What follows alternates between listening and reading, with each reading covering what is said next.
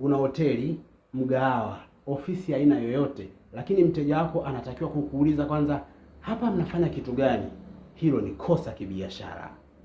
Kwa nini? Haujamuandaa mteja kisaikolojia. Wanasema the first impression, the last impression. Namna ambavyo mteja amevutika anapoingia ndivyo namna atakavyovutika hata anapotoka.